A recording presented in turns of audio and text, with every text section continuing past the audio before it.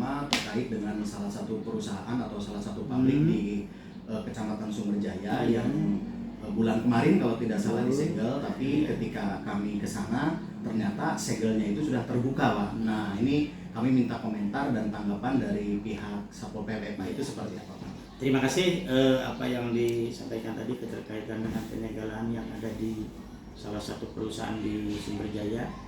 Itu kami telah lakukan penyegelan, namun katanya menurut informasi segel tersebut ada yang membuka gitu. Dari hal Satpol PP di sini tentunya kami tidak pernah membuka segel tersebut kecuali mereka sudah menempuh prosedur dengan baik, salah satunya adalah keluarnya PPG seperti itu. Jadi itu ada oknum-oknum di luar kami yang sengaja untuk membuka segel tersebut.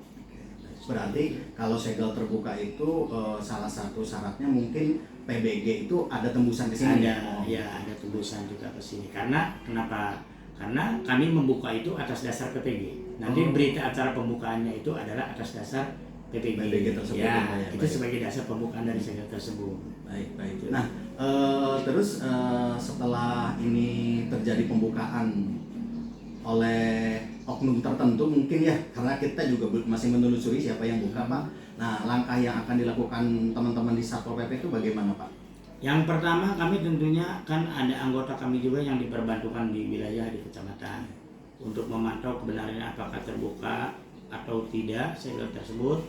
Ternyata setelah diklarifikasi lapangan memang betul terbuka. Nah, dalam hal ini kami sudah memanggil salah satu orang yang dipercaya di sana untuk dihadirkan ke sini, yaitu artinya memberikan arahan siapa yang membuka. Seperti itu. Dia bilang nggak tahu lah di belakang itu atau bagaimana. Pasti orang yang namanya maling tidak akan mengaku maling kan. Seperti itu kalau kata peribahasanya. Sehingga dia tidak tahu kan kami itu tutup kembali ya. Ini kan kenyataan di lapangan kan. Itu bukan satu aja yang melaporkan atas segel tersebut terbuka. Pokoknya pada dasarnya kami dari Satuan Polisi Pamong Praja tidak pernah membuka segel sebelum PPG-nya keluar. Baik, itu yang pertama, Pak. Ada lagi beberapa hal. Terus yang keduanya ini kaitan dengan sekarang ini kan masa kampanye pemilu 2024 nih, Pak, udah dimulai nih.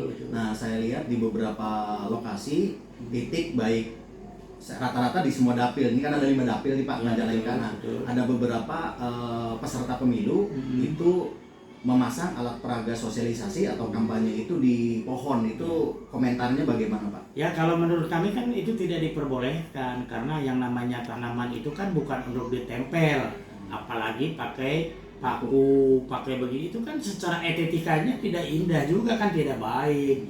Dan juga untuk pemasangan seperti APK, apa seperti itu kan harus sesuai dengan aturannya. Kalau memang di rumah izin dulu dengan yang punya halamannya, itu kan sudah secara ini kan sudah jelas kan. Tapi mungkin seperti apa mereka dengan seenaknya seperti itu, padahal itu mereka kurang enak gitu kan dari estetikanya gitu. Seperti itu, Bang. Kalau dari segi Perda sendiri itu ada perdanya tersendiri tidak sih, Pak, kaitan dengan tidak boleh memasang di pohon ini, Pak?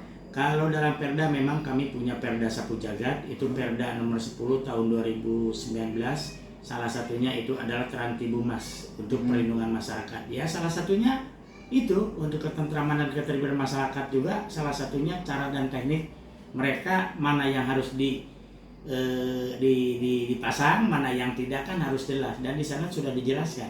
Jadi itu kami pun juga ada dalam Perda nomor 10 2019. Berarti artinya pohon itu memang tidak boleh? Tidak boleh. Ini kan kaitannya bukan hanya dengan alat peraga kampanye atau sosialisasi. Berarti spanduk-spanduk lain pun ya nggak boleh. Nggak boleh ya? Artinya ada perusahaan gitu teh. Oh gitu.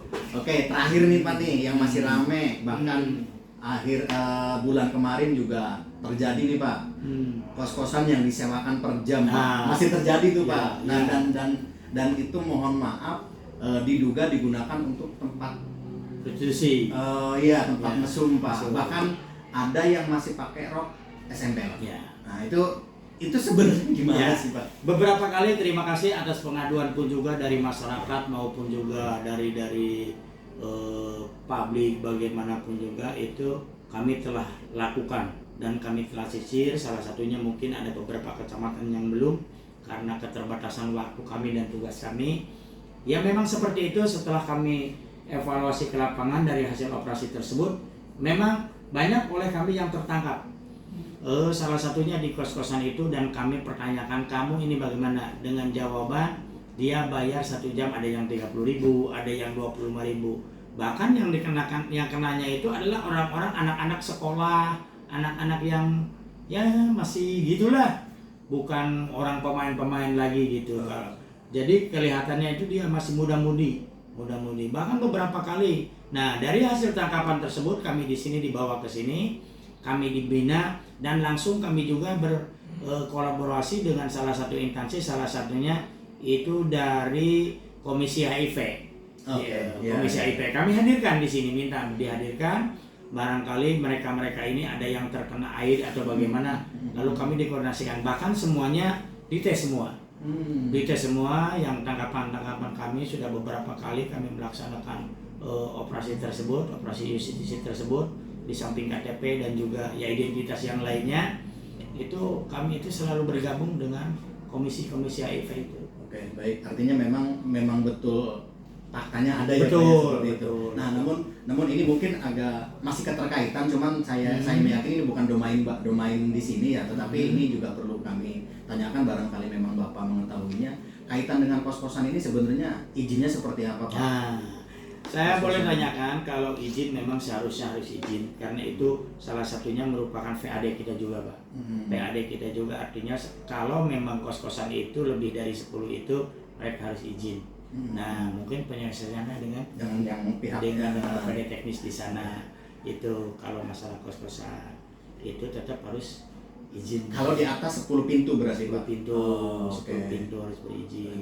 Baik, terakhir Pak, pesannya buat pengguna kos-kosan nih Pak, yang per jam tuh bagaimana Pak? Nah, kalau di kami dan penghuni dan buat pengelola kosan. Jadi gini Pak, mohon maaf tadi dipotong. Ini kan modusnya, jadi si penyewa sewa bulanan, ya sewakan lagi per jam. Betul. Gitu. Itu modusnya gitu. Seperti itu, Nah, ini pesan Bapak terhadap pemilik kosan tentunya. Nah. Itu gimana Pak? Nah, apapun juga yang terjadi, karena kami tetap aja bagaimanapun juga apa yang terjadi di lapangan kami panggil juga Pak ke sini. Yang punya kosannya. Bahkan kami bikin juga berita acaranya. Jadi tolong, dari hasil kami di lapangan ternyata kosan Bapak itu digunakan salah satunya, oke lah, mesum lah gitu, boleh dikatakan seperti itu. Kan dia mah nggak tahu katanya Pak Kabid, karena saya kan kosnya orang tersebut. Nah, orang tersebut itulah yang memberikan fasilitas kosan tersebut per jamnya kepada orang-orang yang mungkin seperti apa gayanya, apakah gaya halau-halauan atau bagaimana, kami nggak tahu. Yang penting kami menanggap dari kosan Bapak itu adalah salah satunya disewakan per jam, dan anaknya ngaku ini. Silakan Pak, ini orangnya, ininya, silakan. Proses Bapak yang punya kosan harus selalu pantau. Harus selalu pantau oleh Bapak. Barangkali ini kejadian ini baru satu kali kami masih secara ini kan baru teguran 1. Tapi itu alhamdulillah kesini kami kan sisir. Belum lagi nanti kami kembali lagi sisir lagi. Nanti kalau memang tetap aja di sana ada kedua. Nah, ketiga ya bisa saja kita untuk diamankan dulu kan gitu. Itu prosedur SOP kami Mbak, seperti itu. Baik, cukup. Terima kasih Pak. Dengan Bapak siapa Pak? Pak Haji ya. Pak Jaya, makasih. Haji ya. Tapi sekarang Pak Oleh belum, ini kan terhitung kemarin ya. Ya tidak apa-apa kalau kita belum sertijab Pak. Oh iya.